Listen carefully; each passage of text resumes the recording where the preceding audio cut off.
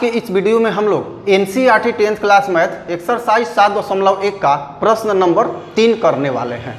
प्रश्न नंबर 1 और 2 हमने इससे पहले समाप्त कर लिया है। तो चलिए आइए आज देखते हैं प्रश्न नंबर 3। यह प्रश्न बहुत ही इंपॉर्टेंट है, कई बार परीक्षा में पूछा जा चुका है। आइए प्रश्न देखा जाए। निर्धारित कीजिए कि क्या बिंदु 5,1, 2,3 तथा -2, -11 संरेखी हैं। आइए सबसे पहले संरेखी का अर्थ समझ लेते हैं। संरेखी का अर्थ होता है 3 ऐसे बिंदु जो एक ही सीध में हों, अर्थात 3 ऐसे बिंदु जो एक ही सीधी रेखाखंड पे स्थापित हों।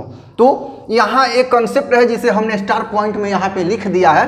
स्पष्ट है कि 3 बिंदु संरेखी तब होंगे जब 2 भुजाओं की लंबाई तीसरी भुजा के बराबर हो जाए।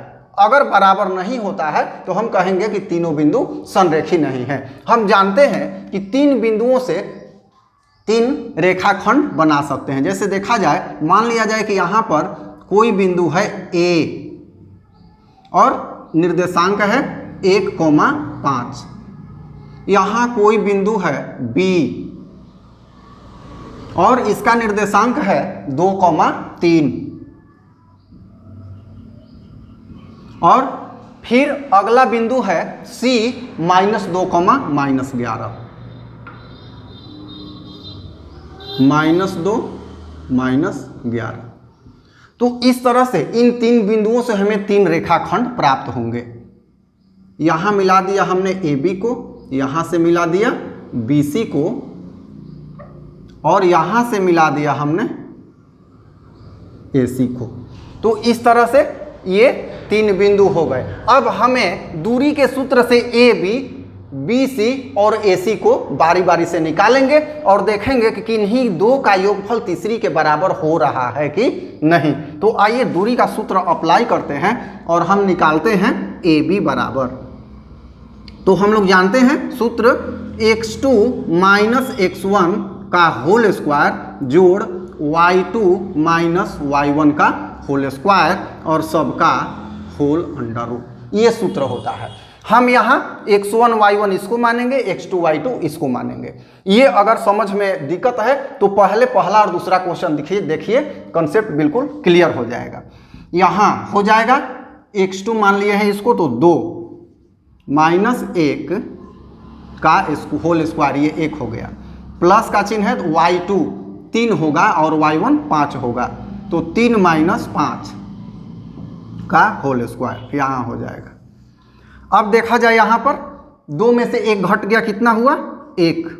स्क्वायर है तो स्क्वायर लिखेंगे। 3 में से 5 घटा, कितना होगा -2, तो -2 का भी स्क्वायर कर लेंगे।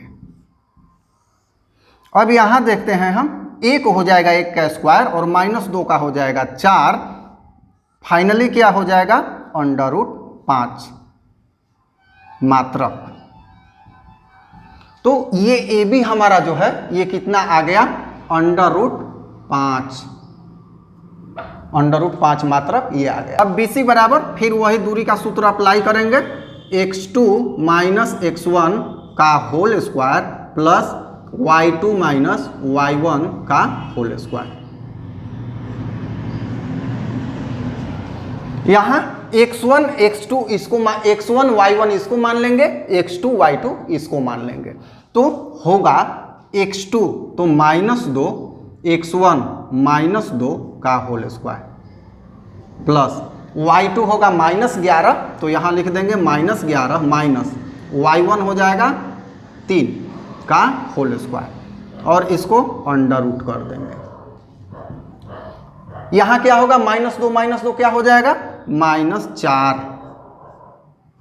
स्क्वायर। यहाँ क्या होगा -14 स्क्वायर,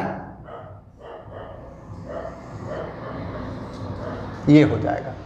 अब यहाँ हम देखते हैं -4 को अगर हम करेंगे तो क्या होगा 16 प्लस -14 को वर्ग करेंगे तो क्या हो जाएगा 196, ये हो जाएगा अंडर रूट 196। और जोड़ेंगे तो क्या हो जाएगा, दोनों को जोड़ देते हैं तो क्या हो जाएगा 212 मात्रक। तो ये कितना आ गया 212 अंडर रूट। अब हमें AC निकालना है, तीसरी भुजा निकालनी है। इसके बाद हम कंपेयर करेंगे कि इस कॉन्सेप्ट पे सही आ रहा है कि नहीं। AC के लिए भी दूरी का सूत्र अप्लाई करेंगे, x2 minus x1 whole square plus y2 minus y1 का होल स्क्वायर। इस एक्सरसाइज में, पूरे इस एक्सरसाइज में यही सूत्र अप्लाई होगा। अब देखिए x1 y1 इसको मान लेते हैं, x2 y2 उसको हम मान लेते हैं। तो होता है x2 तो -2 माइनस x1 है 1 स्क्वायर प्लस y2 यहाँ है -11 और यहाँ y1 है 5, तो -11 माइनस 5 का स्क्वायर। यहाँ हो गया -2 -1 हो गया कितना, -3 का स्क्वायर प्लस यहाँ हो जाएगा -16 का स्क्वायर होल अंडर रूट। ये हो जाएगा 9 प्लस, अब 16 का कितना 256, चाहे प्लस हो या माइनस हो, 256 यहाँ पर जोड़ देंगे, जोड़ेंगे कितना हो जाएगा 265, ये हो जाएगा मात्रक। तो ये हो गया कितना 265 अंडर रूट मात्रक। अब देखा जाए, अब हम यहाँ देख रहे हैं स्पष्ट रूप से कि यदि अंडर रूट 5 और अंडर रूट 212 को जोड़ते हैं तो अंडर रूट 265 नहीं होता है, या अंडर रूट 265 जोड़ अंडर रूट 5 ये भी अंडर रूट 212 नहीं होगा। यहाँ स्पष्ट रूप से हम लिखेंगे कि किन्हीं दो भुजाओं के लंबाइयों का योगफल तीसरी भुजा के बराबर नहीं है। स्पष्ट है कि दिए गए तीनों बिंदु संरेखी नहीं हैं, ये लिखेंगे और यहाँ आंसर कर देंगे। तो इस तरह से मैं आशा करता हूं कि आपको समझ में आ गया होगा। अगर समझ में आया हो तो लाइक जरूर कीजिएगा, नहीं भी आया हो तो कमेंट जरूर कीजिएगा। फिर मिलते हैं हम अगले वीडियो में अगले प्रश्न के साथ। धन्यवाद।